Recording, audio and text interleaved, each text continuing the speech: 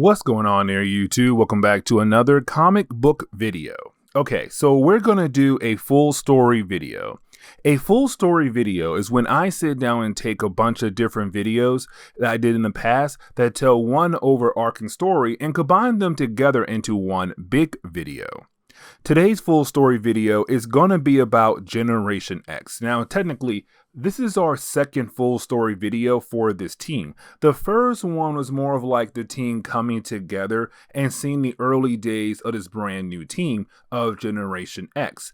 Now, the second full story video, this one is really more about the team discovering different things about each other, but also some big secrets about Emplate and his connection to Monet, one of the members to Generation X. But with that being said, guys, here's today's full story video. I do hope you enjoy.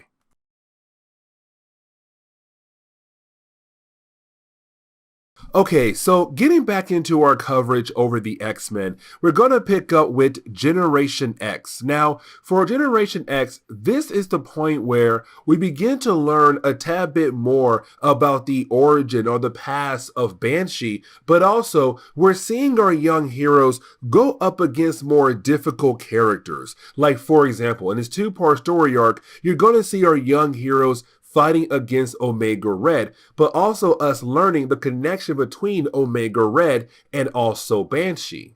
And all of this does take place over in Generation X issue number 10 and issue number 11. Now, this is picking up where our last video had left off at. You know, the whole idea where we had Mondo officially joining the team. And so as we get into the opening pages, it's really more of us kind of seeing this welcome party for Mondo, and everyone's trying their best to party except for one character, and that would be Jubilee. Now, for Jubilee, she does have a good reason why she's not really focused on the party. Because in our last video for Jubilee, she was having a pool day with Pennis. The problem was that out of nowhere, Pennis decided to have a seizure. Oh, not decide, she had no choice. She had a seizure. And so for Jubilee, she's kind of worried about her, but at the same time, she still wants to know more about Pennis. Because around this time in Marvel Comics, all they knew was her powers, and that was truly it. Now, for Monet, who were originally at first kind of cold towards Jubilee, can kind of realize that for Jubilee, she's very concerned about Pennis. Now, for Monet, she kind of also realized that Banshee is not here, and so she wants to go ahead and make sure that their other instructor, besides Emma Frost, is okay. And that kind of leads into the whole idea of us kind of learning the past of Banshee, because once you do have Monet find Banshee, he is completely knocked out. Well, technically, he's on the verge of death. And so for Monet, she does rush him over to the med lab, where you do have the rest of the team regroup there to kind of figure out what's going on. Now, for Emma, she does go into his mind to be an anchor, to make sure his soul does not move on to the afterlife. But she does tell Monet and the others, you have to find the person who is responsible for what had happened to Banshee and defeat that person, because once you do, you are technically bringing back his actual soul to his body. So go out there and find the person who did this to him. But now we switch over to England. Now, when we do, we're really picking up with three characters. First two is DOA and Gail Egerton. Now, for Gail, she wants revenge against Chamber. And the reason why, because apparently, thanks to Chamber, she's paralyzed from the waist down, meaning that she's wheelchair bound. She wants to get revenge against him for what he has done. And so she's currently working with DOA, another character who's also working for Emplate, somebody who also wants Chamber as well. Now, we had also learned in the early parts of our coverage for Emplate that he was the guy who kept Pennis as a slave over time. And so there is some kind of connection between Emplate and also Pennis. But either way, these three characters are working together, but waiting for the right people to help them achieve their goals. Now, for Generation X, you do have our heroes get into a Jeep to hopefully find the person who is responsible for what had happened to Banshee earlier. But while you have our heroes, our young heroes, doing that, Now, for Emma Frost being an anchor for Banshee, she is able to dive into his mind. Now, when she does, she goes back 20 years in the past. Now, this is us kind of learning or beginning the process of us learning about the origin of Omega Red and his connection to Banshee. See, for Banshee, there was this serial killer out there in, I want to say somewhere in Europe. Either way, there was some kind of serial killer. And for Banshee at that time, he was an Interpol agent. But his main goal at that time was to figure out who was the serial killer. Now, he was told, hey, leave this case alone, but he could not stop. And so we see him trying to investigate, except the problem is that he's then confronted by Agent Devereaux. Now, for Devereaux, we have technically saw her in one of our earlier videos of Generation X, and that become very important down the road. But she was assigned to stop Banshee from trying to figure out who is this serial killer, but he was then able to get away from her. But before we're able to, figure out what's going on there, for a brief moment, we do check in on Generation X, the young heroes, as they try their best to figure out who just tried to kill off their teacher. Now, it's also them driving without a license at all. And so, of course, you do have the cops trying to chase them down and arrest them, but you do have our heroes being able to get away from the cops to continue on with their mission. But getting back into the flashback, we kind of see Emma Frost watching Banshee, not kind of, she is watching Banshee to see more about his past, where we do learn here that there was a point in time where you had Banshee working with Magneto, a young Magneto. And the reason why, because back then Magneto knew sooner or later there's going to be a war between mutants and humans. And apparently this serial killer is going to help with the idea of leading into that war. And so it was Magneto who came to Banshee and said, you need to find this serial killer and stop him before he is able to bring in a war between mutants and humans. Now, for the ending of the first chapter, you do have our heroes being able to track down the supposed killer. Now, thanks to the powers of Synch, they find the killer, and that person would be Omega Red. So we're now kind of leading into the second half of the story, where it's now really our heroes trying their best to fight against Omega Red. But by the time we kind of dive into the next issue, we're really seeing the entire team has been defeated by Omega Red. Now, here's the thing, because for Omega Red, he has the power of death spores. These death spores go around in your body and slowly weaken you or possibly kill you. Now, for most of the team, like I said, they have been officially defeated, but not killed by Omega Red. But you do have Chambers being able to get back into the battle. Now, for Chamber, he's kind of like, hey, let's go. And the thing is, for Omega Red, he kind of realized that Chamber is on a complete different level when it comes to the rest of Generation X. And so you kind of realize that he's not really able to take him on, and you have Omega Red run away. Now, you do have Skin tell Chamber, like, hey, you need to go after him and bring him back here so that we are technically able to help out Banshee. But getting back over to the flashback, we do see Banshee be confronted by Agent Devereaux. Now, for Agent Devereaux, is her realizing that she's on the wrong side, because the latest victim body has been taken away by Interpol, right? And so it's gone. But Interpol is not really trying to figure out who is this serial killer. And that right there really did bother Devereaux a lot, to the point where now she wants to help Banshee to find this serial killer.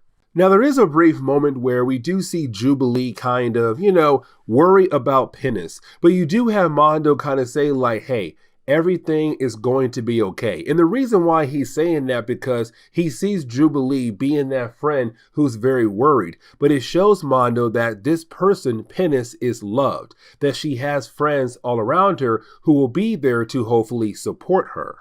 Now, for Omega Red, he does run over to a nearby dam, but he does not get that far when it comes to Chamber trying to chase him down. And so we do see Omega Red wanting to tempt again the idea of killing off Chamber so his soul will leave his body. And so that leads into a battle between those two characters. Now, this kind of leads into the flashback once again, where we kind of learn a tad bit more about the origin of Omega Red. Here's the thing, because the origin for Omega Red is really more broken down in later books down the road, our coverage over the X-Men. But just know that for this part for Omega Red, he was supposed to be part of a special program for Russia. They wanted their own super soldier, but also use a mutant for that super soldier program. Here comes Omega Red. Now here's the thing, because for Omega Red, he went over to Europe and began to kill off people. And the reason why, because he wanted Sean Cassidy to be the one to shoot and kill him. Now,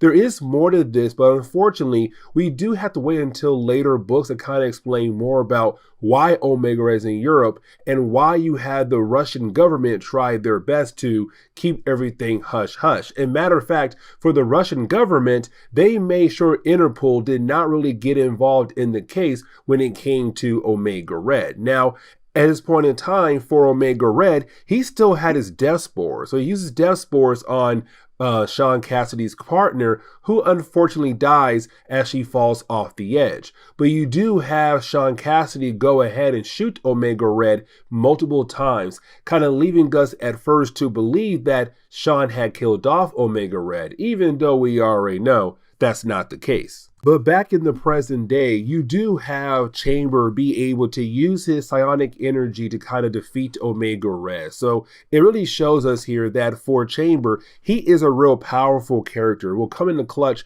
for later stories down the road. Now, the rest of the book is really more of our heroes being able to go back home. And thankfully for our heroes defeating Omega Red, you do have Emma Frost being able to return the soul of Banshee to his body. Now, for Banshee, kind of hates the idea that technically he's part of the reason why Omega Red is who he is at the moment. But we also kind of see for Husk and Chambers, there's some feelings between the two characters, but for Chambers, he's having a hard time expressing how truly he feels about Husk, meaning that sooner or later these two characters are going to date in this book.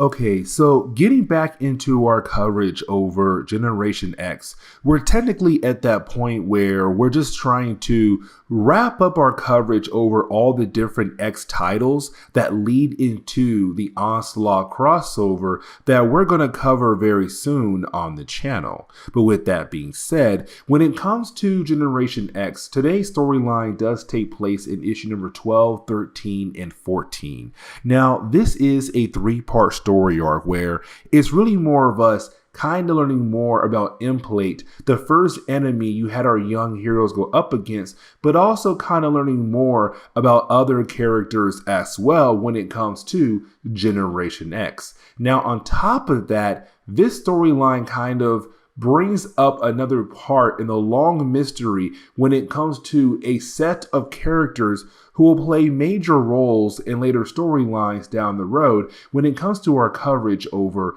Generation X.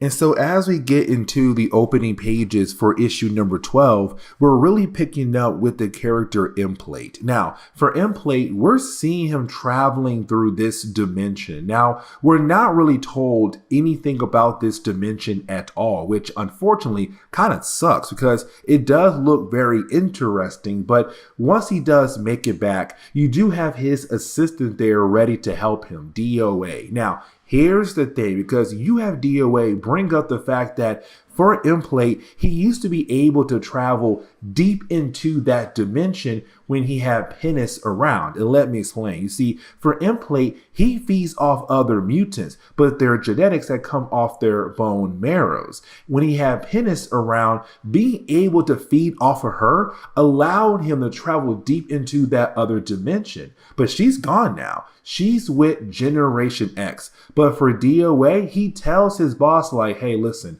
I think everything is now ready for us to finally go after the team and get the person that you want back. And of course, that would be Penis. But getting over to our young heroes, we see our young heroes arriving into the city. Now, this is Banshee allowing our young heroes some free time before they meet up for the opera. Now, I want to shift our focus on the Skin and also Chambers. And here's the reason why. Because for Chambers, he's meeting up with one of his ex-lovers. But also for Chambers, he's madly in love with Paige, better known as Husk. And so the dude is kind of stuck in the middle with what he should do because he wants to be with Paige, but he also wants to go see this old lover of his and kind of work things out between them. Now, his old lover does play a very important role in the storyline, and she is a character we saw in the early parts of our coverage over Generation X. Now, once you do have Skin drop off Chamber at the restaurant, you didn't have him get knocked out from behind by somebody else. And so this is Emplate now beginning to take out the different members of our heroes. But before we're able to see the rest of the heroes get knocked out, I want to shift our focus over to Banshee and also Monet. Here's the reason why, because for Banshee, kind of realized that Monet is going through a lot. And technically, we have seen that in the earlier parts of our coverage over this team, because here's the reason why. Every once in a while, you have her just freeze in place where she's unable to move, unable to speak, and then out of nowhere she goes back to normal. But it's also Banshee kind of realizing that this young girl has a very troubled past when it comes to her family. The problem is that not a lot of people know much about her family, like what happened to them. And so it's Banshee wanting to dive into her past to get a better idea of his student. But that freaks her out and it makes her run away.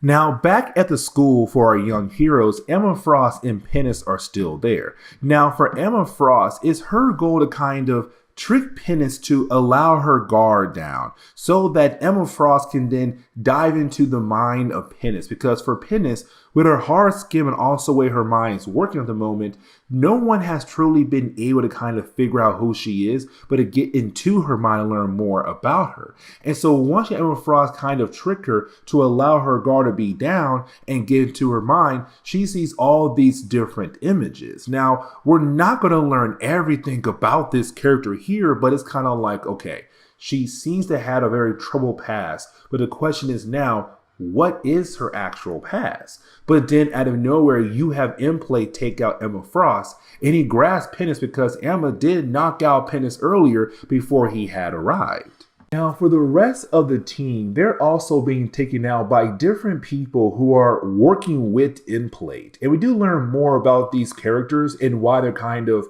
working for Emplate here. But you do have them go after the 4 other members of the team. So Jubilee, Mondo, Paige, was Husk, and also Synch. So just like that, the entire team is taken out, leaving behind Chambers. Now, as we transition over to Chambers, we do see him meeting up with Gail Egerton. Now, we met Gail in the earlier parts of our coverage over this team. And the thing is, she is the past girlfriend to Chamber. Here's the thing, because when his powers had first manifested, well, unfortunately, she was there. And when his powers did manifest, it left her paralyzed from the waist down. Now, when she woke up from her coma, well, homeboy left her behind. And so ever since then, she always kind of hated him because he did not stay there to at least take care of her. It really did bother her a lot. Now, for Emplate, what he did was he gave her his ability to be basically used against Chamber to knock him out. And so when she does arrive at the restaurant, of course,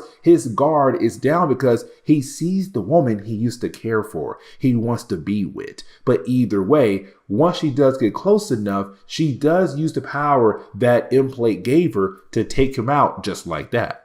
But as we transition back over to Monet, as she goes in the backyard of the school, she realized that all her entire team has been, well, taken hostage by Emplate. But here's the thing though, guys, because you did have Emplate kind of say that he is the brother to Monet. And this was a huge moment back then in the 1990s for X-Men comics. Now, here's the thing, because one of the members of Generation X is not not there. And that character will become be very important for the next storyline we cover in the next video.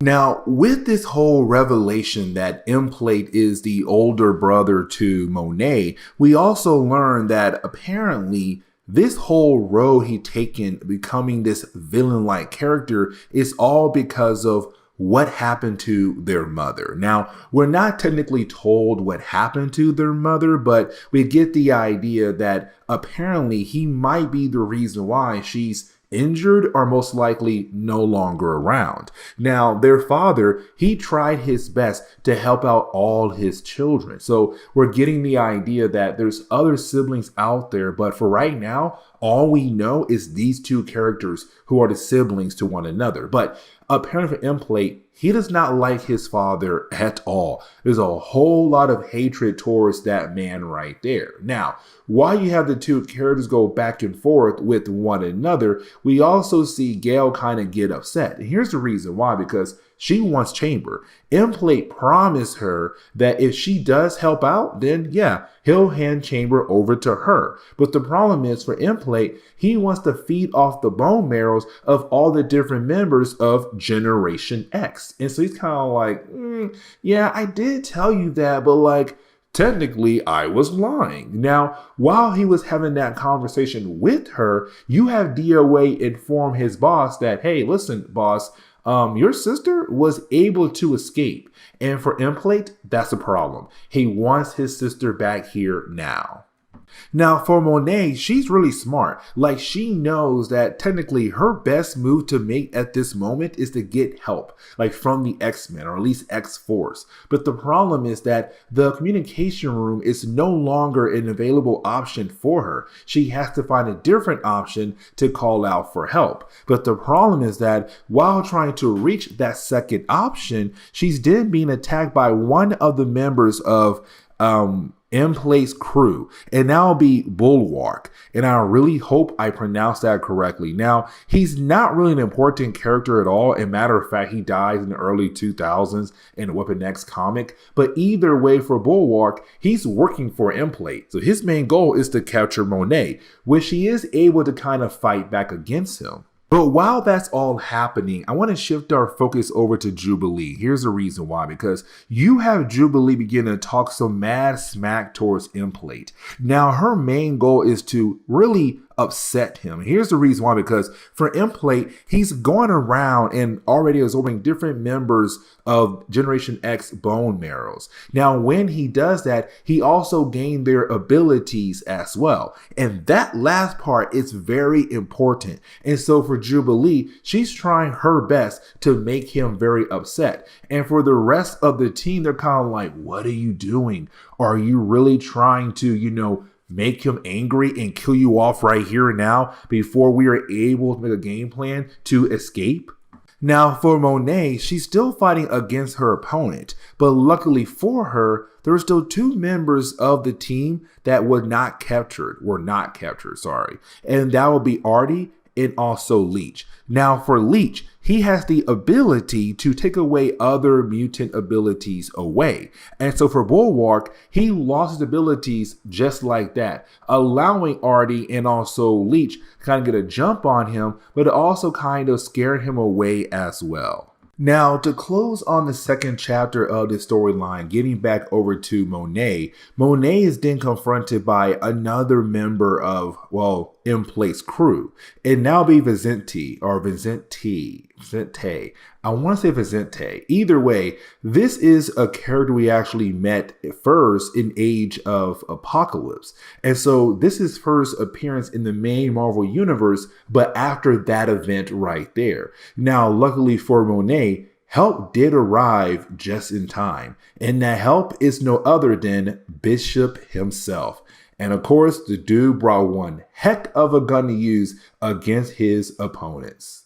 Now, as we get into the final chapter, we're really picking up with the idea of Jubilee just continuing to be a jerk towards Emplate, but she does have an end goal here. But you see her just going on and on, calling him different names. Now, for Emplate, he's trying his best to ignore her, but also kind of like not let what she's saying about him get to him. Now, for the rest of the team, they're still continuing to wonder, like, okay, has Jubilee lost her mind because the dude will kill her and then kill us? Then we're all screwed. Like, what is she up to? What kind of plan does she have up her sleeve?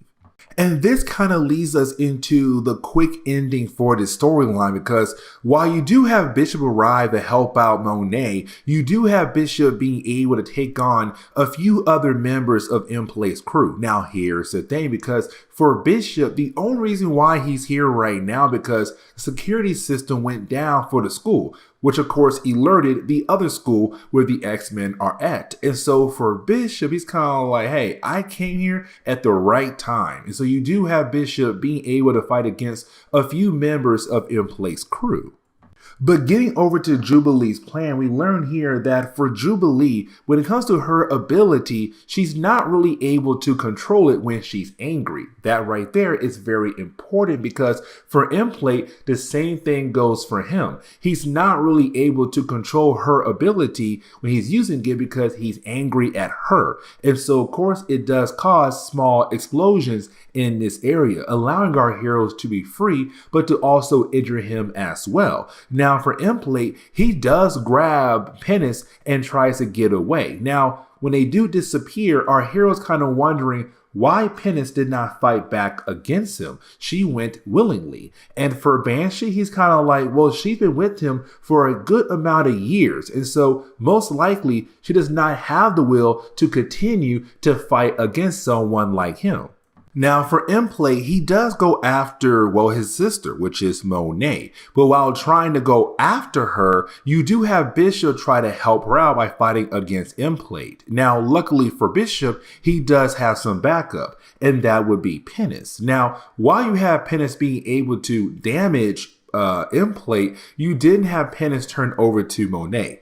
This is really important right here, because she kind of says to us that she's at fault for what happened to Penis, what happened to her brother Emplate in some kind of way. But also she believes if Penis goes ahead and kills off Monet, it will pay for everything that she has done to her, but also to Emplate. But she also kind of tells us that Penis is the sister to both Emplate and also Monet. So all three characters are technically siblings. But for Penis, once she says our brother, Penis kind of freaks out and she runs away.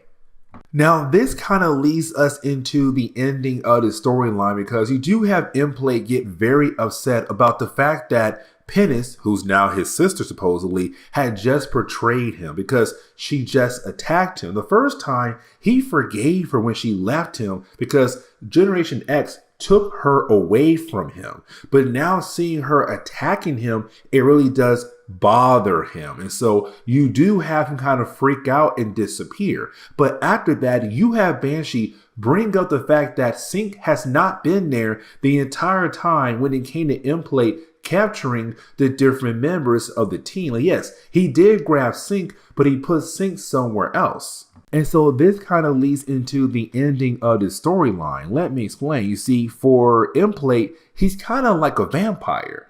But when it comes to Emplate, once he's able to have a small portion of your power, your bone marrow, it then allows him to kind of have a small control over your mind. But here's the problem. You also gain his personality as well. And so for Synch, he's back in St. Louis, his hometown, but with the mindset of Emplate. And for Emplate, he does not like family at all. And so for Synch, he's kind of like bone marrow hungry like Emplate is, but also kind of like targeting his family, which means back in St. Louis, Synch is about to go on a rampage in that city.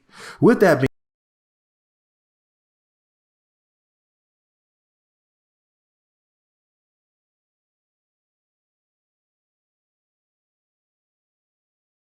What's going on there, YouTube? Welcome back to another comic book video. Okay, so we are going to continue our coverage over the X-Men, right? And guys, we're getting so close when it comes to our coverage over Onslaught. Like, I'm really hyped up for it, but like at the same time, I'm not, because it's going to be a massive crossover that kind of leads into a lot of different things that Marvel did in the 1990s. And I'll explain more about that as we get into the very end of the actual event. But getting back into our coverage over the X-Men, we're going to pick back up once again with Generation X. Now, this is the last 3 issues for this team right here before we're able to dive into Onslaught for these characters. So these 3 issues take place right before the main event, really the prologue that leads into the main event for that crossover.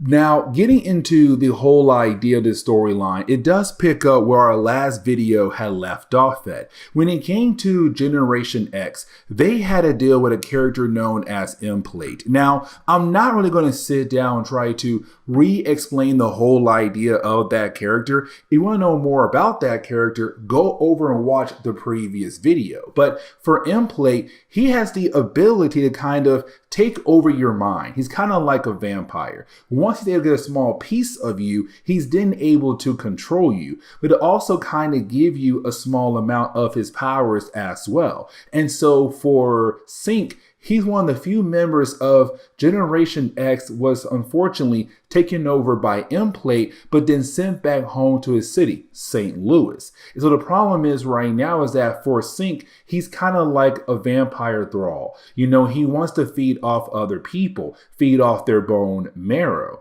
And technically for Emplate, he hates his family. And so that trait right there passed on to people that he is currently controlled. And so for Skin, it's kind of him now going after different people that he considers as family. And there's a reason why I say consider. You'll see what I mean as we go through the rest of this storyline. You see, in the opening pages of the storyline, we pick out this young girl, this baby girl who's blind. And we do learn here that technically she's a foster child. But in these opening pages, we also learn that Synch is also a foster child as well. And matter of fact, he belongs to a foster family that he really does love and cares for. And so just like that is Emplate doing what he wants to do to Synch. Use Synch as a way to target other people. Those other people are people he considered to be his family members. And so this little girl is his foster sister,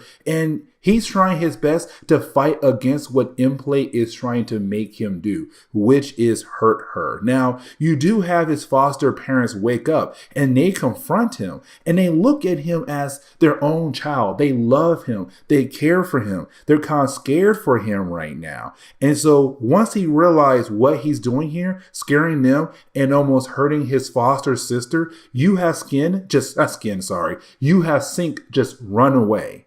Now, here's the thing, because you do have his foster parents go out of their way to call the police, right? Now, they're trying to tell a different story in a way where Synch will not get in trouble for what had happened here. Like, they're trying to say somebody broke in, but as soon as the father walked in the room, that guy who supposedly broke in ran away. Now, the cops kind of realize there's something off with this foster family. And matter of fact, they kind of know that when it comes to Synch, their son, that he had moved up the road to a brand new school that was made for mutants. So you get the idea that these cops don't like this foster family because their son is a mutant. Now, luckily for the parents, Emma Frost and also Banshee arrive. And you have Emma Frost use her abilities on the minds of the cops. Now, this next page for me, I kind of like because it's the parents expressing their concerns about what's going on with their son. They're kind of like, hey, we gave our child over to you to basically be taken care of. And we come to find out that he's not okay at all. Like, what are you doing to help us out here?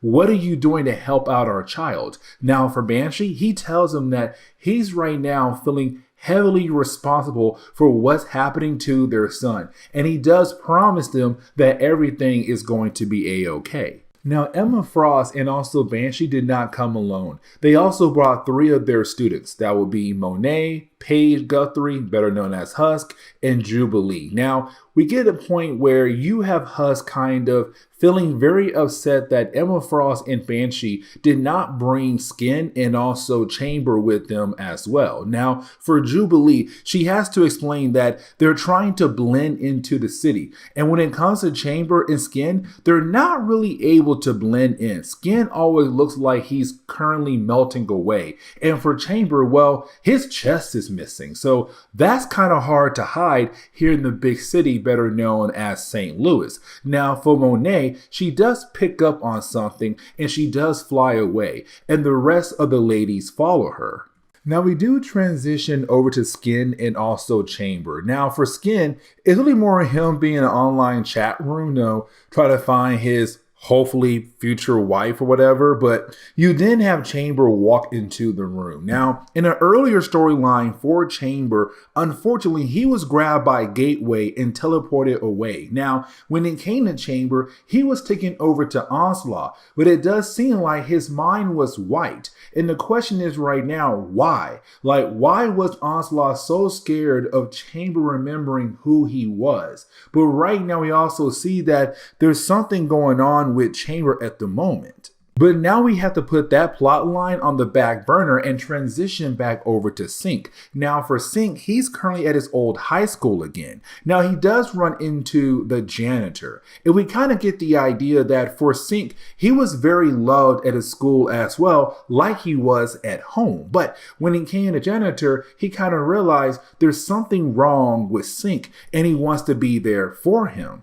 And so to close on this first chapter alone, we do see that you have Synch about to attack this janitor, this guy who cares for him and wants to actually help him. Now, luckily for this guy, you do have a few members of Generation X appear.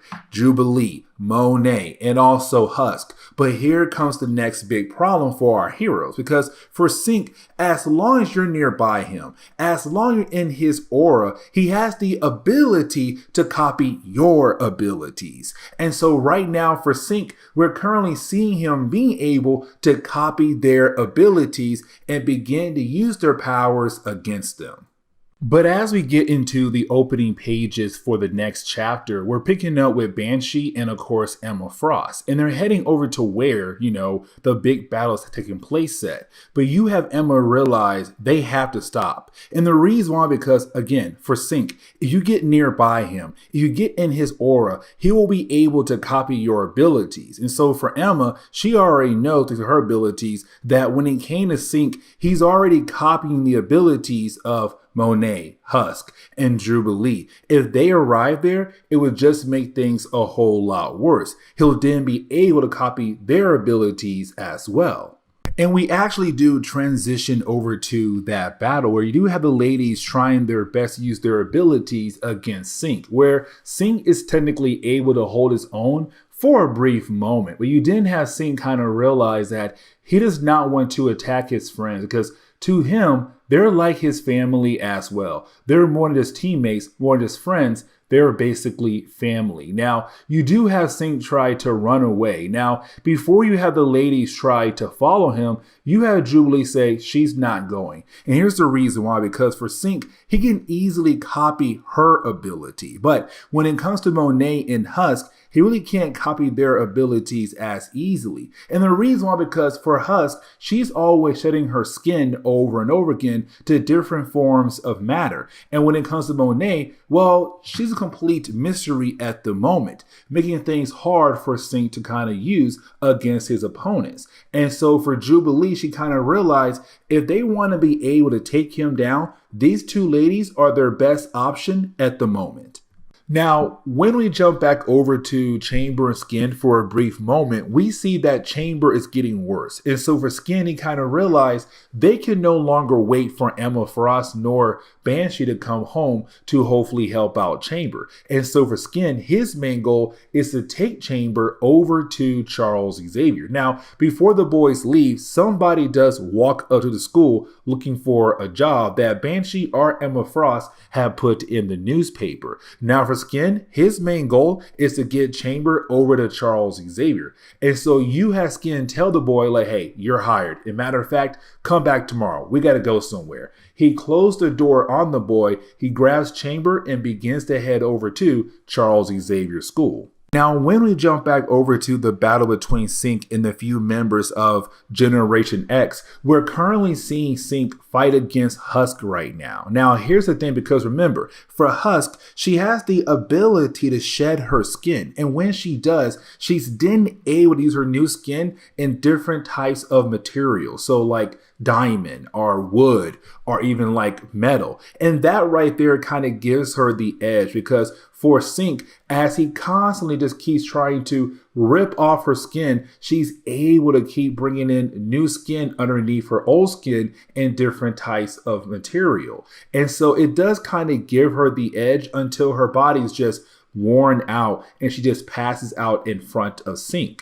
Now, you do have Monet enter the battle at the very last second. Now, when she does, it's really more Synch trying to copy her ability. The problem is that he can't. Well, technically he can, but the ability that he is copying is actually an after effect, meaning that her power works differently. And the thing is, guys, we don't know truthfully what her power is just yet, but we do learn here that for Synch, when he does try to copy her ability again, he learns the dark secret behind her ability that makes him freak out, but also break the hold on him that Emplate had. And so technically he's finally free. Now, the question is right now, what is the secret to her ability and why her ability really made her brother upset with her? Now, once you do have Monet bring Husk and also Synch back over to Emma Frost, Jubilee, and Banshee, you did Emma Frost say, we need to figure out what we're going to do about Monet, because technically she is a mystery. But the ending for this chapter right here is really important, because we pick up with Chamber and also Skin heading over to the school of Charles Xavier. The problem is that you didn't have our two heroes be confronted by one particular person, and that would be the Executioner. Now, guys, when it comes to this character right here, the Executioner, he's really more of a character who goes after bad mutants only. Like, he does not hate mutants, he hates bad mutants that had committed crimes, the extreme crimes like murder. And so for him right now, he's going after Skin. And so as we get into the final chapter, we're really picking up moments after the ending of the last chapter, where you do have Chamber and also Skin trying their best to get away from the Executioner. Now, for the Executioner, he's coming after Skin because he believes that Skin is a killer, a murderer. Now, you do have Skin being able to leave Chamber behind somewhere safe so that Skin can find the best way to deal with the Executioner. Because he knows if he does not find a way to deal with him right now, then most likely he'll come back again and try to kill off the two guys. Now, we do transition back over to, well, Banshee and the rest of the Generation X team. Now, when we do, it's really more of the team trying their best to move on from what happened with Synch earlier in the storyline. But here's the thing, because for the foster parents of Synch, they're very upset with Banshee because technically he was unable to protect their child.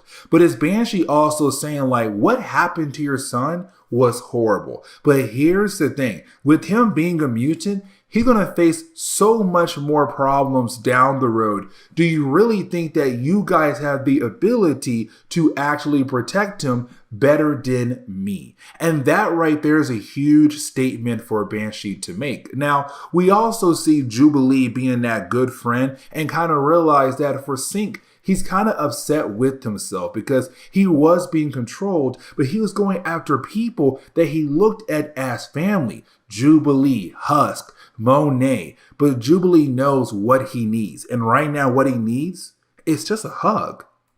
Now, I kind of want to go ahead and transition back over to Skin, and here's the reason why, because we do learn why the Executioner is coming after him for. You see, for the Executioner, he got word that there was this young boy known as Angelo Espinosa who was killed off, but then out of nowhere, here's Skin currently using the same name as that young boy. Now, in the earlier parts of our coverage over this particular team, we have learned that for Skin here, people back at his hometown, they believe he is dead, but in reality, he's alive. And so for the Executioner, it's kind of the same thing as well. He got word that, hey, Angelo died by the hands of Skin, but here's also Skin currently using the same name as that young boy. Now we do transition back over to Emma Frost and also Monet, because for Emma Frost, she's kind of done with Monet. She's tired of all the different secrets that Monet is keeping from the team, because in an earlier video, we had learned that she is the sister to Emplate, but also Penis as well. Now for Emma Frost, she's kind of like, okay, I need to know everything about you, because for Emma Frost, she's still kind of going through a lot at the moment. And let me explain, because when it came to Chris Claremont days on the X-Men, we saw her be able to open up her own school. She had her own students. They were called the Hellions. But when it came to literally the very end of Chris Claremont's run on the X-Men, the Hellions, most of them were killed off. The problem was she was in a coma. So she had no idea that most of her Hellions, her students, were killed off until she came out of that coma, and it broke her. And so with her now being a teacher all over again for this brand new team of young heroes, she's kind of like, no, you need to tell me everything right now, because I will not be responsible for the death of these kids as well. And so for Monet, she begins to kind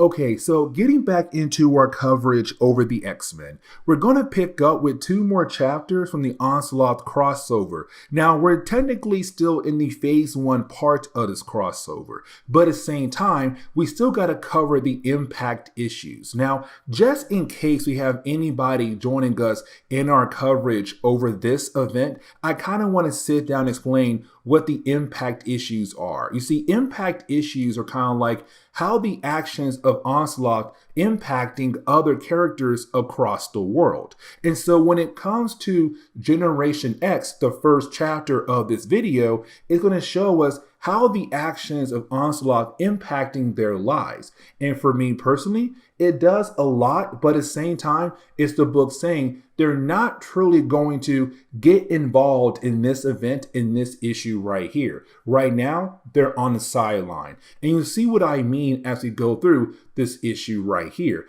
But after this chapter, we're going to cover a Wolverine chapter as well. And really, this storyline does kind of pick up where our last video left off at for this team, where right now they're on a plane heading back home, or they believe they're heading back home. But at first, we're kind of focusing more on Paige here. And really, it's kind of Paige telling us that she's comparing her team to her brother's old team, the New Mutants, because for the New Mutants, they were the original like young X team in the 1980s for young folks to get into when it came to the X-Men. But then by the end of New Mutants, they turned into X-Force. And for a good period of time, we didn't have a young team. You had Excalibur, X-Force, X-Men, X-Factor, but then we got Generation X, the next generation of mutants. And so for Paige Guthrie, it's her right now kind of comparing her team to her brother's old team, the New Mutants, how for his team, over time, they came like a family.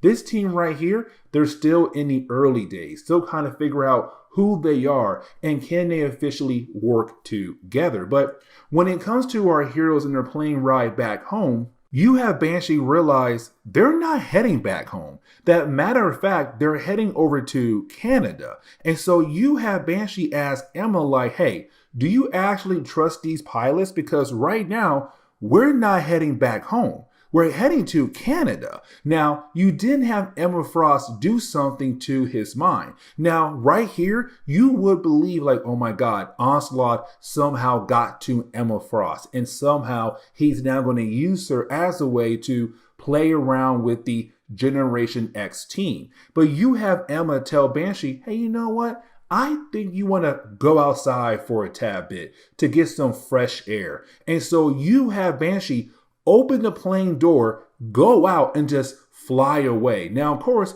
the young team, they're freaking out because one, the door opened up, and two, Banshee just left without kind of being worried about his students. Now, you do have our young heroes being able to close the door. But the question is right now, what in the world is going on with Emma Frost? And really for Banshee here, once he does realize that he's no longer on the plane, and two, that Emma Frost had did something to his mind, he kind of feels like Emma is officially up to something. And he feels like he has to be very careful when it comes to his next move. But now we have to jump back over the school of Charles Xavier. And here's the reason why. Because while you have the young mutants away, including their teachers, you had somebody take a job as the mechanic for the school. And that would be a character known as Chevy. Now for Chevy, he was given the job by Chamber and also Skin, but they left. And so for Chevy, he's kind of like, okay, you know what? I took this job as a mechanic for the school, but I have not seen anybody at all. Now, he has no idea that technically he's being watched by a character known as Pennis. We also learn here for Chevy that he's on the run because back in X-Men Prime #1, you had this young mutant known as Dennis Hogan get killed off by a group of humans because he was a mutant. They were scared of the possibility that he may be carrying the legacy virus that can now attack the human race. But here's the thing. You see, for Chevy, we learn here that he may be responsible for the death of Dennis Hogan. And right now, he's on the run, and that's why he's here, to hide from the law. Now, not everyone had officially left the school. Like, for example, we pick up with Leech and Artie. Now, these two young mutants, they're like, small kids. They're in their treehouse, minding their business, and kind of wondering like, hey, where are the grown-ups? But while they are playing, we see Mondo there watching them. But Mondo is acting a tad bit differently. Like, he plans on doing something big to the entire team. But right now, just Artie and Leech. But while you have that going on, we do transition over to Chamber and Skin. Now, these two characters, they were trying their best to head over to the school of Charles Xavier. And the reason why, because for Chamber, in the earlier parts of our coverage of this series, you had a character known as Gateway just grab Chamber and disappeared. And we're kind of like, what in the world is going on? And then he brought Chamber right back, and we kind of find out apparently Chamber had met Onslaught, but unfortunately does not remember meeting Onslaught. But something else happened to Chamber where his power is kind of going a tad bit haywire. And so for Skin and also Chamber, they're trying to figure out like who could officially help him out. And they still believe in the possibility that maybe it could be Charles Xavier. But getting back over to the rest of Generation X, when they do realize that Emma's plane did not bring them back home, they're kind of wondering like, where in the world are we? What in the world is going on? Now, like I said, when it comes to the earlier parts of this issue, you would believe like, oh my God, Emma Frost has been officially taken over by Onslaught. This is an actual problem. And for our young heroes, when they begin to question her like, hey, where in the world are we? She begins to act completely different and not trying to tell them anything at all. And so you do have our young heroes trying their best to attack her, but unfortunately with her powers, she was able to easily take each of them down one by one. And we're kind of left to wonder like, what is she truly up to? But for Banshee, he's still on the hunt for Emma Frost and also his team, his students. And so you have Banshee right now trying to figure out where is Emma Frost's flight plan at. Come to find out, she did not even put a flight plan down. So for Banshee, he's having a hard time figuring out where in the world Emma Frost and the students went off to. But as we switch over to Emma Frost and the students, we see that she took them over to this random home that could or could not belong to her. But her goal is to keep the kids here. And the reason why, because for Emma Frost, she realized there's something big going on right now with the X-Men. And she's afraid of the possibility of losing more students. Because remember, when it came to Emma Frost, she had her own school in the past. She had her own students, better known as the Hellions. Most of them were killed off while she was in a coma. And so this is her saying, like, I cannot afford to lose any more students at all. So right now, my team and I are going to be on the sideline. I have no idea what the X-Men are officially up to, but she has no idea. She has an unwanted guest in her home, and that would be Toad.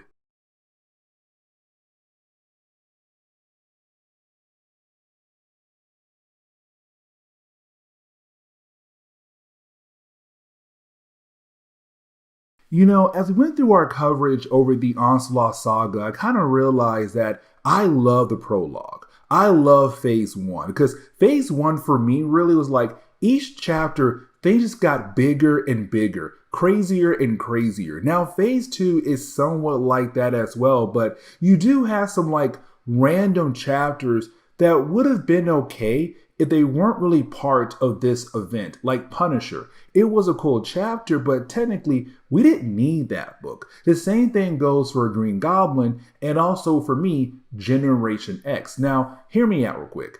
Generation X tie-ins to this event is pretty cool, I guess, because it's the whole idea of Emma Frost, and let me explain. You see, for Emma Frost, she kind of realized that things were popping off back in New York for the X-Men and also for the rest of the heroes as well. And so her main goal was to find a way to protect Generation X, her brand new group of students. And so she flew over to Canada as a way to protect them. Now, here's the thing, because this is a callback to the early days of X-Men and also New Mutant comics. Let me explain. You see, in that storyline, when it came to Emma Frost, she had another group of mutants that she was trying to teach, take care of, to help them grow with their abilities. The problem was they all died. Not all of them. I think like 2 or 3 had survived. Like, for example, Empath and also Warpath. But most of the Hellions were killed off. Now, technically for Emma Frost, she had no idea at first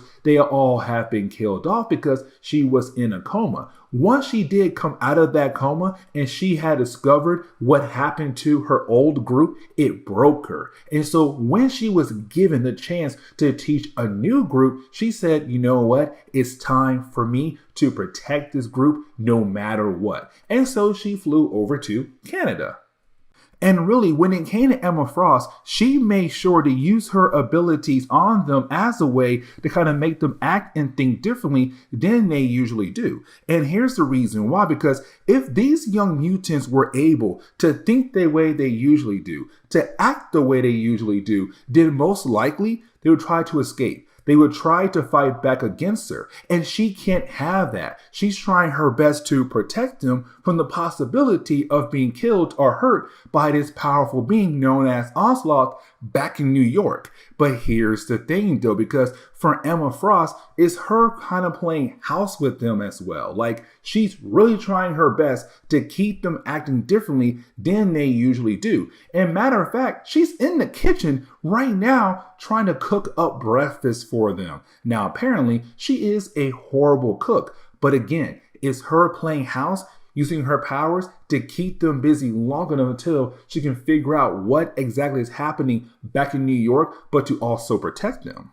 The problem is that when it came to Emma Frost, when she came back to her house with these kids, she had no idea or possibly forgotten that Toad was there as well. And so you have Toad hiding right now in a different part of her home, but he's right now using Toads as a way to watch Emma Frost, to watch the kids, to collect information on them. And these Toads or frogs go back over to him to relay what they had saw about Emma and also these students of hers. Now, for Banshee, in the last chapter for this team, he was kind of sent away by Emma Frost. And so this is him trying his best to locate where Emma Frost is. Where is his missing students? Now, when it comes to Banshee, he went over to the old base of Alpha Flight. And here's the reason why I said the old base, because by this point in Marvel Comics, there is no longer an Alpha Flight team in Canada, really at all.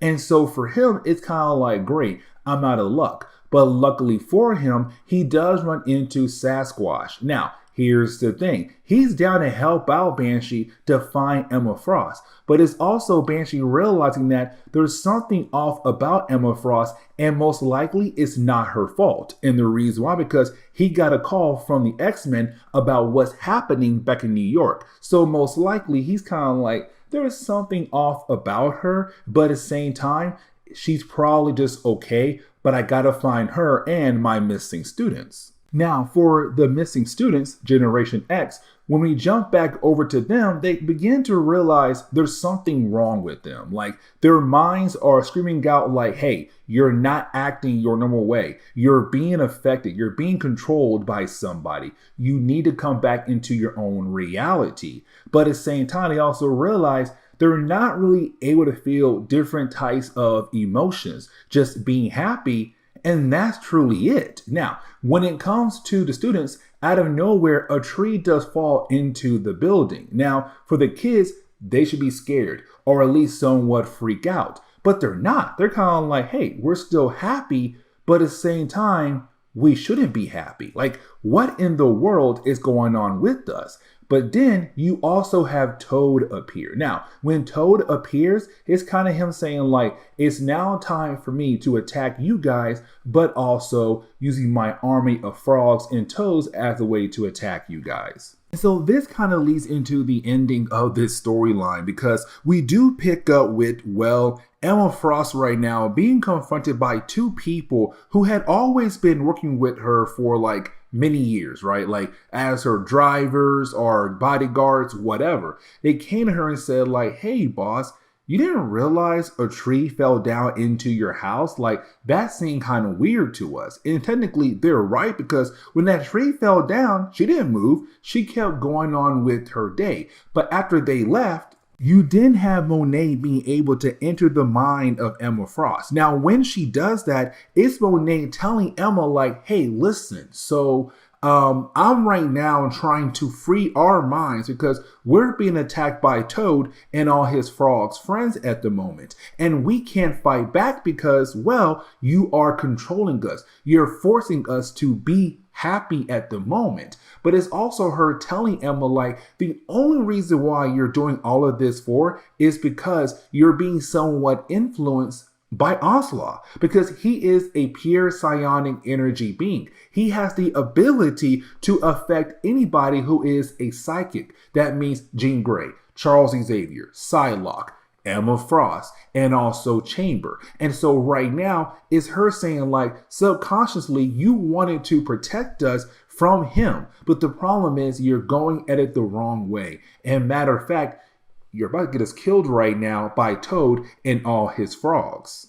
And so when we jump back over to the young mutants right now who are about to be attacked by Toad, we do learn how Toad was able to communicate with the frogs, how he was able to control them. He gained this ability by a character known as Surgeon. Now, when it comes to Surgeon, this is his only appearance ever in Marvel Comics, but he does have the ability to add on to mutant powers. So, like, if you're a mutant that has one power, he can most likely give you another ability on top of that. And so for Toad, he was able to gain the ability to communicate with the frogs and toads in this area. Now, with all that being said, you do have Emma arrive just in time to basically stop Toad. But this is a callback to the very early days of X-Men comics, because she said, Toad, let's not forget, you hated the idea of Magneto just lording over you. You hated the idea of the Hellfire Club declining your offer to join the inner circle. You hated the idea of all these people just mistreating you.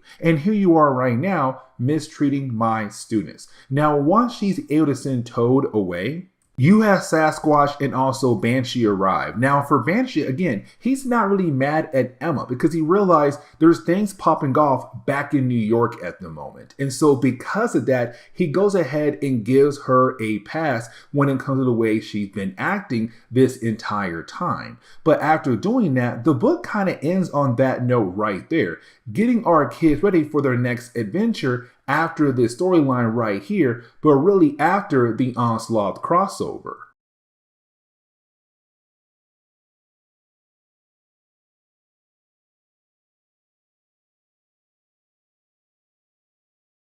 Okay, so it's time for us to go ahead and get back into our coverage over Generation X, and it has been a while, but the thing was, we had to cover a massive crossover better known as Onslaught when it came to our coverage over the X-Men. And so in the 1990s, you had all these different X titles. You got X-Men, X-Factor, X-Force, Generation X, like all these different titles just popping up left and right in the 1990s. So it does get kind of hard to cover all the different books that some fans may care for more than others. But either way, let's go ahead and get back into our coverage over Generation X. Now, with that being said, this is right here, of course, picking up Post-Onslaught. So, of course, for our heroes right now, they're trying to adjust to the idea that things are going to be a tad bit different for the mutant race. But also, it's kind of like, okay, where can we take this team now post-Onslaught?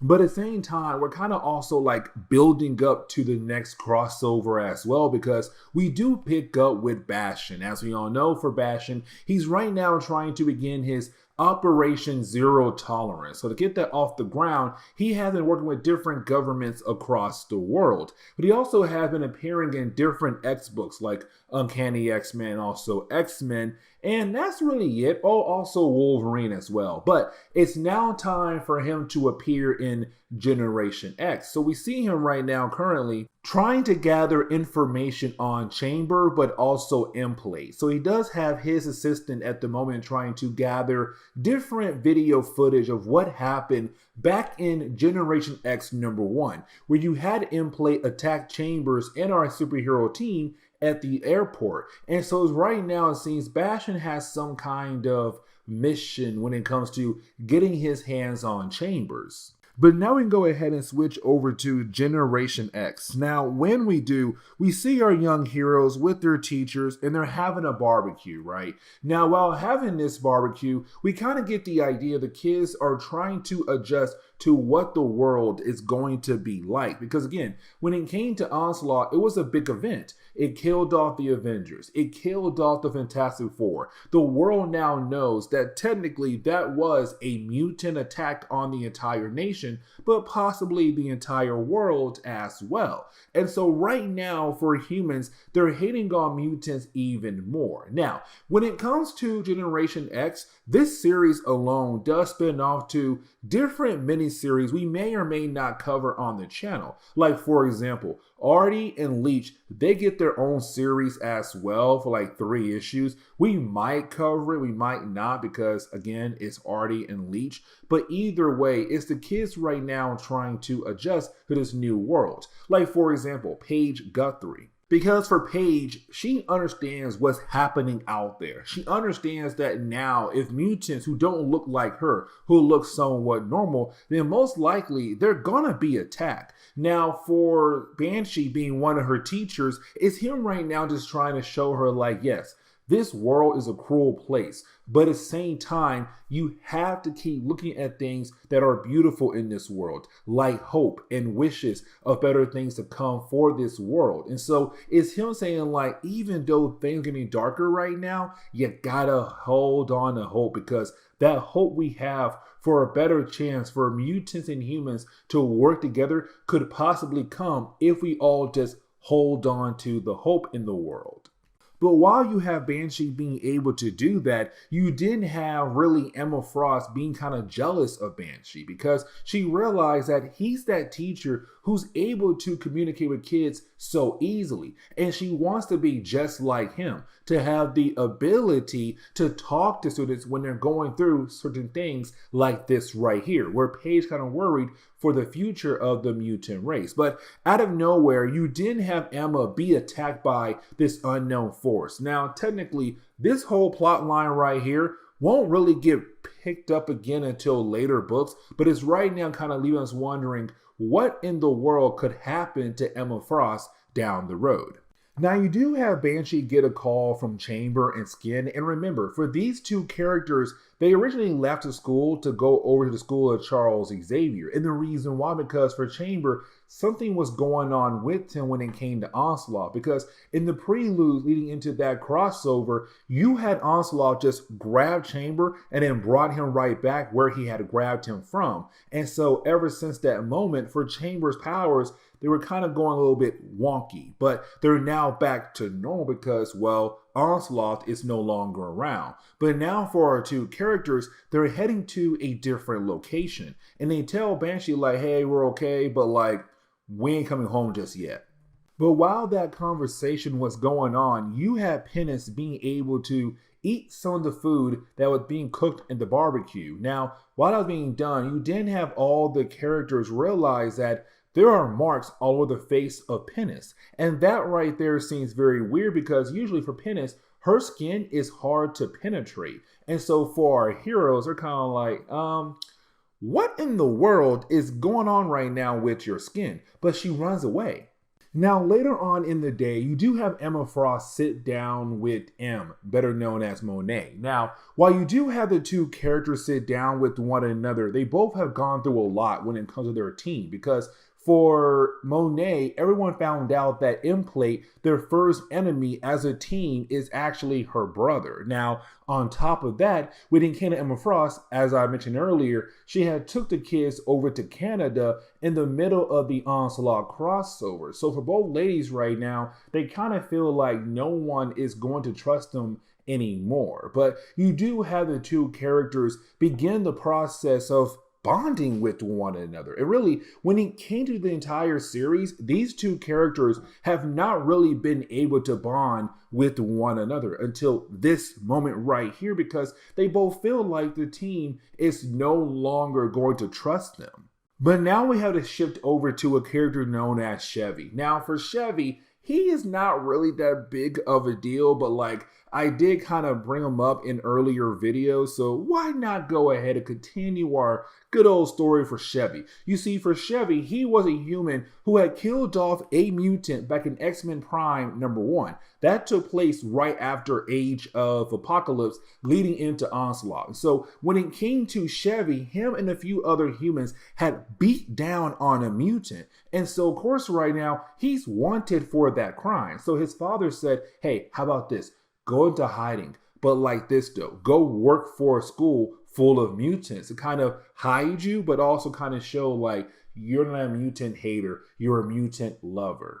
Now you do have the school getting a new student, and that would be Franklin Richards, because when it came to Onslaught, like I mentioned earlier, the Avengers and Fantastic Four were removed off the board. To the world right now, they believe those two teams right there are officially dead, but in reality, they're in a different reality, better known as Heroes Reborn. So when it comes to Nathaniel Richards, he's kind of like, okay, listen, my grandson has these powers and he needs teachers who can actually teach him how to use those powers in the correct way. And so right now for Franklin Richards, he will be staying with the school for Generation X, but really hanging out more with Artie and also Leech. And really, when it comes to Artie, Leech, and Franklin, as they're kind of running through the woods of the school, well, something or someone begins to call out to them. Now, of course, this same being is the same one we saw earlier who was confronting Emma Frost. And really, I'm going to save the idea of this character for the next video, because in the next video, we're going to cover different holidays for this superhero team. But now we kind of begin the process of winding down this story, because now we see for Bastion, he has gathered enough information about Chambers, but he also learned that Chambers' plane ticket was bought by Emma Frost's company. So now it's up to Bastion to kind of get more information about the company, and of course that means getting him closer to Emma Frost. But getting into the end of this chapter right here, we do see that for Chamber and also for Skin, they were able to ask for a ride, be hitchhikers, of course, to get a ride from somebody. But that ride is no other than Howard the Duck. And so as we get into the next issue, we're seeing the Generation X students, the upper class, right now taking this test given to them by Beast. It's midterm season. Now, the reason why I say the upper class, because remember, they do have younger students. You've got Leech, Artie, and also Franklin Richards, but they're like, kids. These are like high school kids, basically. But either way, with this test, it's going to allow Beast to figure out what's going on when it comes to, well, Monet. But I kind of want to go ahead and switch over to LA. Here's the reason why. Because we do pick up with Chambers, Howard the Duck, and also really Skin. Now, really at first, it's more Howard the Duck and Chambers, because you do have the two characters right now inside this bar, where you do have Howard the Duck technically sort of bar fight. But when it came to Chamber and Howard the Duck, they went to that bar to look for information, to find somebody known as Torres. Now, as the battle went on, Skin ran away. Now, this kind of leads into us learning a tad bit more about the character of Skin. But when it comes to Howard the Duck and also Chamber, they believe the person looking for named Torres was a guy. But then out of nowhere, they discovered that Torres is not a guy, is actually a woman with tattoos around her eye. And the question is right now, what is her connection to Skin? Now, as we do switch back over to Beast for like a brief moment, you have Beast kind of realize something about Monet, because he begins to talk to her, but it seems like she's not really focusing or hearing him at all when it comes to him trying to have a conversation with her. But now we have to switch back over to LA. Now, when we do, we're really picking up with Skin here. Now, for Skin, he's pretending to be an old man sitting at a bench right now near his grave. But then out of nowhere, he's confronted by this older woman. This older woman is his mom. Now, because remember, when it comes to Skin, he had faked his death. And so to the world, they believe that he is dead. But in reality, he's not. And so for his mom, she's there crying because she misses her son. But she has no idea that currently at the moment, she's talking to her son. And matter of fact, she tells this guy that she believes to not be her son, that ever since she lost her son, her heart has been completely broken. But as we get back over to school of Generation X, we pick up with Banshee and also Emma Frost. Now, for these two characters, are kind of wondering like, okay, what is Beast truly up to at the moment? Because they believe, like, knowing Beast, he's probably boring the students out of their minds at the moment. But in reality, it's Beast right now trying to figure out what's going on with Monet, because once she kind of come back into realizing that there were people trying to talk to her, have a conversation with her, that the other kids are officially done with their test like her, that she had built a whole entire paper model. And so for Beast, he's kind of wondering, like, do you always have these types of moments where you don't notice everything going on around you? Now, for her, she tries to lie, but the rest of the class is like, don't lie. Tell him the truth. And the reason why, because we have seen this a lot when it came to Monet in earlier storylines, where she'll be out with the team, but then out of nowhere, she would just freeze up and no one will be able to move her or at least talk to her. Now, we do jump back over to LA, right? And when we do, we see that Torres does stop by the grave of Skin. Now, like everyone else, she believes that he is dead at the moment, but in reality, he's right there in front of her. But you do have her kind of leave and leaving us wondering, like, what is her connection to Skin? But with that being said, to close on this video, But to close on this video, we do jump back over to Emma Frost and also Banshee. Now, when we do, it's Beast informing them what he believes is going on with Monet, that she is, well, autistic. And so that kind of leads into the next two issues I want to cover in a different video, because it's going to be holidays for our heroes. But with that being said, guys, please leave me a like down below and subscribe. But guys, see y'all next time. Later.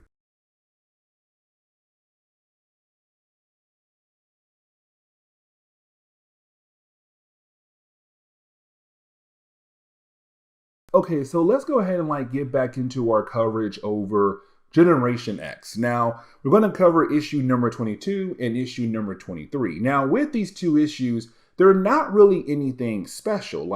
It's not like, oh my God, it's our heroes fighting for their lives and will they survive or will they die? None of that. And guys, please don't leave the video just yet. But when it comes to Generation X, these two issues, it's holiday specials. The first one being Halloween and the other one being Thanksgiving. But really it's more of how will our heroes celebrate these two holidays together?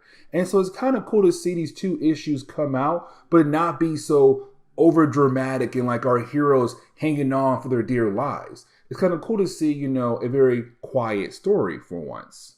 For example, when we dive into issue number 22, it's really more of us seeing the young kids, Franklin, Artie, and also Leech, just being able to go out and celebrate Halloween with the rest of the town people. Now, for Artie and Leech, as you can tell, their mutation had to change their forms of their body. So one got pink skin, one got green skin. But here's the thing. It's Halloween, so they could technically fit right in. That for the most part, people are not going to realize that they're mutants. And so for Husk, she's kind of concerned with the three kids being out there on their own. But for Banshee, she's kind of like, no, let them be. Let them have fun. And at first, she doesn't realize why Banshee is trying to do this for.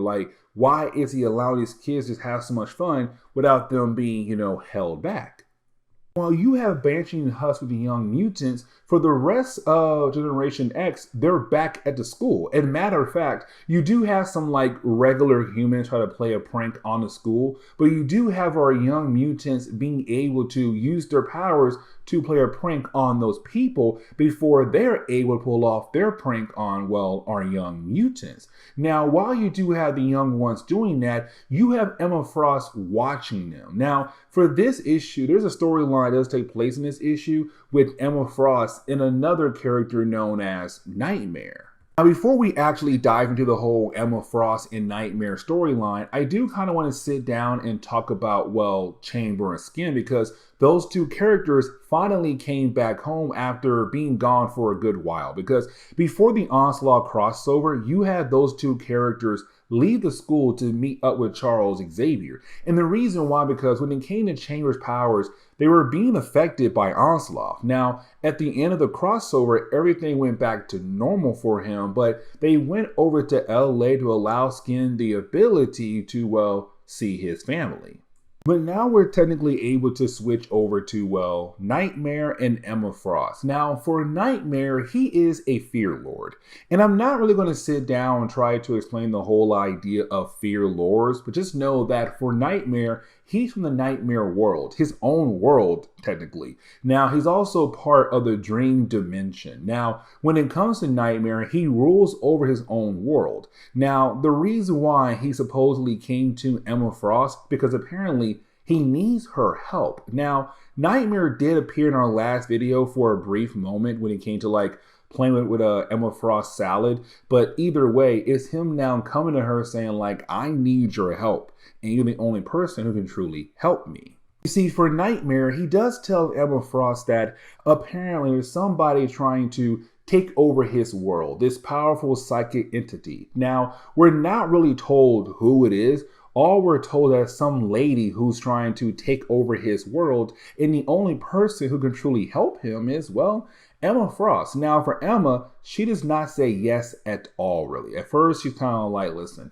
I am a very busy person. I'm right now trying to run a school that's full of students who all have their own problems that I, myself, and Banshee have to deal with as well. And technically, she is right, but he does continue to beg for her help. And she tells him, like, I'll let you know, and turns off the lights. Now, we do kind of get a page here that reminds us that this does take place right after the whole idea of Onslaught. So, you had the Avengers and Fantastic Four be removed from the main Marvel universe and put into the Heroes Reborn reality. And so, because of that, to this universe, the main Marvel universe, they believe right now the Avengers and the Fantastic Four are, well, basically dead. And so when it comes to Nathaniel Richards, the father to Reed Richards, what he did was he grabbed Franklin and brought Franklin over to Banshee to say, hey, listen, I need you to teach my young boy here, my young grandson, how to control his powers. Because around this time, Marvel Comics, Franklin was still known as a, well, mutant. Now, with all that being said, for Franklin, he's currently missing his mom and dad. And so for Banshee and the rest of the school, they're trying their best to help out this young boy. Now, for Nightmare Emma Frost, this does kind of lead into the ending of this Halloween special, because for Emma Frost, she kind of realized what's going on here with Nightmare, that he's technically lying, but at the same time, he is somewhat being truthful. The whole idea that there is someone out there who's very dangerous, who does have the possibility of taking over his world. But is Emma Frost trying to clarify to Nightmare that, hey, listen, this person that you're currently talking about, they can't use me as a way to get into your realm. And the reason why, because my powers don't work that way. Yes, I am a psychic, but I can't take things in the physical world and bring them over to your world. And so once he kind of realized that Emma cannot be a threat to his world, he technically leaves. But at the same time, there is still that possibility of danger to come. But to close on this video, you do have Nightmare kind of give these images over to Emma Frost. Now, at first, she kind of believes that it was him giving her a nightmare. But it's him saying, no, I didn't give you a nightmare. I basically showed you what's to come down the road for you and your fellow students. So like Banshee, Emplate, and other big things to come down the road. And so it's him saying like, hey, you can't relax just yet. Make sure you stay on your A game and watch over you, but also the rest of the people around you as well. So now it's time for us to transition over to issue number 23. Now, issue number 23 is really more of a Thanksgiving special, right? And so we do pick up with Banshee at first. And for Banshee, he's kind of wondering like, what should he do when it comes to his daughter, well, Siren? Because as we all know, for Banshee, he had no idea that technically he had a daughter. When he found out, she was practically grown. And so for him, he kind of hates the idea that he was not around for her, but now he is. So he's kind of wondering like, do I call her over for Thanksgiving? But if I do, she'll then see all of these other kids that I'm technically help raising at the moment, and how that make her feel. Now, this storyline is also kind of picking up where our last video left off at, where you have B say like, hey, I believe that Monet may be autistic. Now, the reason why B said that, because when it came to Monet, she would have these moments where she would just completely shut down, right? She would not talk, she would not move, just not do anything at all. She would also have other moments where she would completely ignore the world around her. She'll be doing some kind of design or some kind of task that she has set for herself to do, but she won't realize there's other people around her or the possibility of them talking to her. And so when it came to Beast, he said, yeah, I believe she may be autistic. And so in this issue, it's time for her to kind of get some tests to see if what Beast said is possibly true.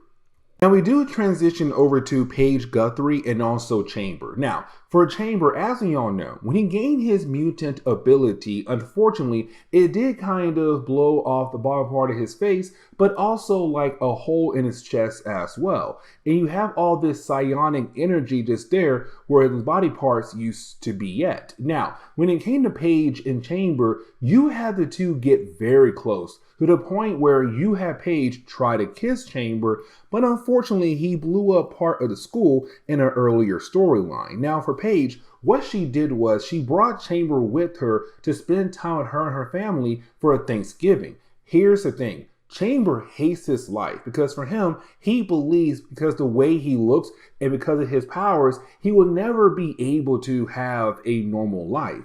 Now for Paige, she is a very positive person. She's all like, listen, everything happens for a reason. Everything we do is for a purpose in this world. That she believes no matter what, that people have the ability to achieve what they want to achieve. Meaning that for Chamber, he can still have a normal life. Now, it's also her trying to get close with the guy as well to, be a couple. But for him, he's kind of like, listen, we tried to kiss last time and I blew up part of the school. So that's not going to happen. But also, I'm telling you again, I don't think I can have a normal life. But we do transition over to Husk and also Chamber as they do arrive at her family home. Now, her family's not home right now. They're currently at church at the moment, but they did leave a note behind saying like, hey, we're over here, we're back soon, and blah, blah, blah. Now, for Chamber, him being Mr. Depressed guy, he's kind of like, oh, they're not here because they didn't want to see me, the freak. Now, for Husk, her being a mutant, and also her brother Sam, who's Cannonball in the X-Men, also being a mutant, she's kind of like, no, my family fully understands what it's like to be a mutant, but also kind of like, we don't judge people. But for Chamber, it's like, well, here's the thing though. You're a different type of mutant. And what he means by that is you have some mutants out there who do gain their abilities, but they are able to continue on with their normal lives, like Husk or like Jean Grey or even Wolverine. But you have some out there where it's like they can't just be out there in the public. Nightcrawler, Beast, and the list goes on. And so for him, it's kind of like your family can't judge you because you still look normal. But for me, it won't be the case. Now, for Husk, of course, she does get very upset about the idea that he believes that her family is like that. Now, of course, this is also us building our way up to Operation Zero Tolerance because we do pick up with Bastion. Now, for Bastion, he had found out that there is this company out there that's owned by Emma Frost. And he's kind of like, okay, I want the whole backstory for this character. Like, how in the world did she become this powerful to have her own company? The problem is that there's not much information out there about Emma Frost. It's kind of like she just appeared out of nowhere. And so, of course, for Bastion, it kind of says like, oh, she's a mutant. And now she had got my attention.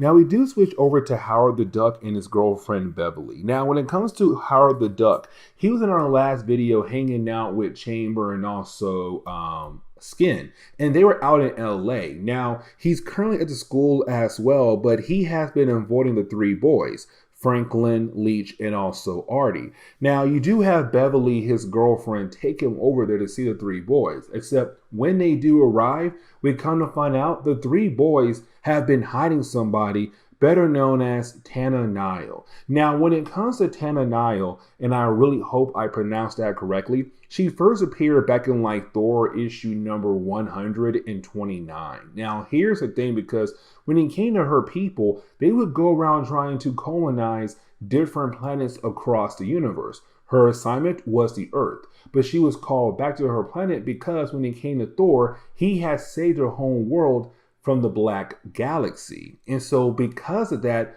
Earth was kind of saved by her people. Now, once she did arrive back home, she began to realize that it's very bad for them to go around and take over all these different planets. Now, the rest of that storyline, it will get picked up later on in a later video. But for right now, she, for some reason, left her home world, crashed on Earth, and trying to, recover. But this kind of leads into the ending of the storyline. And let me just say, I kind of like the ending of the storyline because it's really more of, well, Husk explaining things to Chamber full on. Here's the reason why I'm saying this, because for Chamber, he doesn't realize that, yes, Husk does like him, but she also understands they can't have a normal life. And technically, she does not want a normal life.